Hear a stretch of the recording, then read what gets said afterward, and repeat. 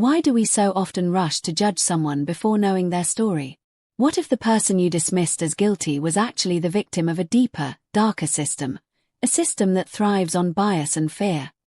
In a small town in southern Ohio, where racial tensions simmer just below the surface, statistics tell a troubling story. Black residents make up only 15% of the population, yet they account for nearly 40% of all traffic stops. And when it comes to arrests, the numbers skew even further. Is this coincidence, or is there something more at play? If you are enjoying this story, let me know where you're watching from in the comments. Literally anywhere in the world. Also, hit that subscribe button to stay updated, and drop your thoughts below. Your voice matters. Thanks for being here. Enter Emma Carter, daughter of Mayor Richard Carter, a woman whose life took an unexpected turn one rainy evening. As she drove home from volunteering at a local shelter, her car was pulled over by two officers known for their aggressive tactics. At first glance, it seemed like a routine stop, broken taillight, nothing unusual. But what unfolded next would shake the community to its core. The officers approached her window with suspicion, their tone heavy with assumptions. They asked questions no one should have to answer under such circumstances. Where are you coming from? Who were you with? The interrogation grew intense, and soon, Emma found herself facing accusations far beyond a simple traffic violation. What led these officers to believe she was involved in illegal activities? Was it her presence in a predominantly black neighborhood late at night? Or was it something deeper, an ingrained prejudice that clouded their judgment? As viewers, we're left wondering, how many others have faced similar treatment without the privilege of connections or resources? This isn't just Emma's story, it's a reflection of countless lives impacted by systemic racism. So, here's the question. What do you think happened next? Do you believe Emma's innocence will be enough to overcome the biases stacked against her? Share your thoughts in the comments below. Did the officers act within protocol, or did they let personal biases dictate their actions? Let's explore this together, not just as observers, but as participants in understanding the complexities of justice and fairness in our communities. As the rain continued to patter against her car, Emma sat frozen, her mind racing. The officers' questions became more pointed, their voices harder. One of them leaned closer to her window, his flashlight cutting through the darkness, scanning her face for any sign of guilt. But what they saw wasn't fear, it was confusion, frustration, and a growing anger that she couldn't yet articulate. Step out of the vehicle, one of the officers commanded, his tone leaving no room for argument. Emma hesitated, her hands gripping the steering wheel tightly. She knew her rights, but in that moment, theory felt distant from reality. What good were laws if the people enforcing them didn't see you as equal? With trembling legs, she obeyed, stepping into the cool night air. The second officer circled around the back of her car, opening her trunk without asking permission. Inside were boxes of donated clothes she'd picked up earlier that day for the shelter. Yet, instead of seeing charity, the officers seemed to find only suspicion. "Why do you have so much cash on you?" one of them asked suddenly, pulling out a wad of bills she'd set aside for paying the shelter's utility bill. It was a reasonable amount, nothing unusual, but to them, it looked suspicious. Or maybe it wasn't the money itself. Maybe it was the way they viewed her, a young black woman driving a modest sedan in a neighborhood they deemed unsafe.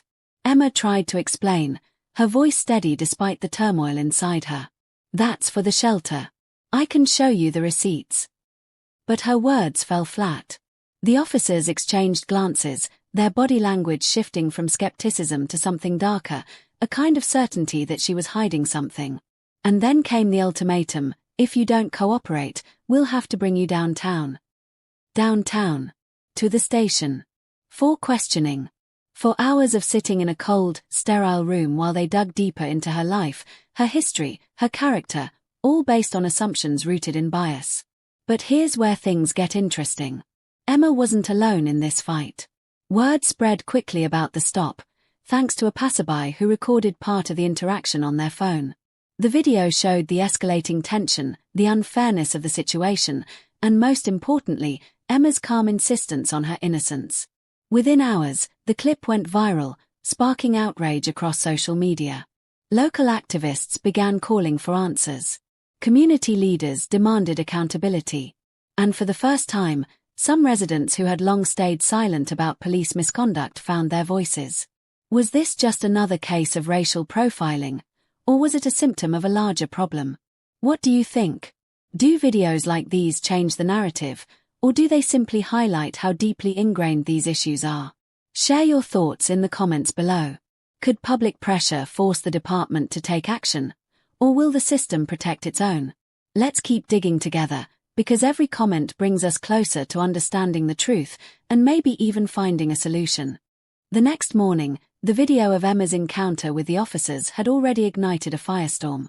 Local news stations picked it up, and national outlets soon followed. The mayor, Emma's father, faced mounting pressure to address the incident publicly.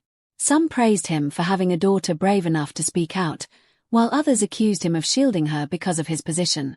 But behind closed doors, Mayor Carter was grappling with his own emotions: anger at the injustice, guilt for not doing more sooner, and pride in his daughter's courage. Meanwhile, Emma spent the day fielding calls from lawyers, journalists, and community members offering support. She also received messages from people who understood her pain all too well, people who had been stopped, questioned, and humiliated simply because of the color of their skin. One message stood out: a woman named Tamara, who shared her own story of being pulled over multiple times in the same neighborhood. Each time, she said, the stops were baseless, but she never had the means to fight back. Tamara urged Emma to use her platform to amplify voices like hers.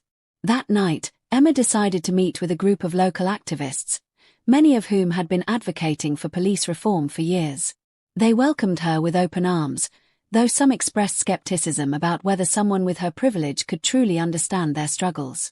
Still, they listened as she recounted her experience, her voice breaking at moments but firm in its resolve. Together, they began drafting a plan. First, they called for an independent investigation into the officers involved in the stop. Second, they demanded body cameras for all officers, a measure that had been proposed before but consistently blocked by the department. Finally, they pushed for mandatory bias training, not just for new recruits but for every officer on the force. But change doesn't come easy, especially when those in power resist it. The police chief initially dismissed the outcry, claiming the officers acted within protocol. He even suggested Emma might have done something to provoke them, a statement that drew immediate backlash. Protests erupted outside the police station, peaceful demonstrations turning into heated exchanges between residents and law enforcement. As tensions rose, Emma found herself at the center of the storm. Reporters swarmed her, neighbors reached out with advice, and even strangers stopped her on the street to express solidarity. Yet, through it all, she remained focused on the bigger picture. This wasn't just about her. It was about dismantling a system that treated people differently based on race. So here's the question: can public pressure force real change, or will the status quo prevail? What do you think needs to happen next? Should the community push for stricter accountability measures? Or is there another solution we haven't considered yet? Share your thoughts in the comments below. Let's keep this conversation going, because every idea brings us one step closer to justice, not just for Emma, but for everyone affected by systemic racism. Days turned into weeks, and the pressure on the police department intensified. The independent investigation revealed what many already suspected. The officers had acted out of bias, their actions rooted in a pattern of discriminatory behavior. Both were suspended pending further review, a small victory for those demanding justice. Emma became a symbol of resistance, her story sparking conversations far beyond her town. She testified at city council meetings, her words resonating with leaders and citizens alike. "This isn't about me," she said firmly. "It's about the Tamaras, the Johns, the countless others who've suffered in silence." The push for reform gained momentum. Body cameras were implemented, and bias training programs expanded. While change was slow, it was undeniable. For Emma, the journey wasn't over, but it marked a beginning, a chance to build trust where there was once only division. What do you think will happen next? Can these reforms truly transform the system, or is this just the start of a longer fight? Share your thoughts below. Because every comment adds to the dialogue, and together, we can keep pushing for a fairer future.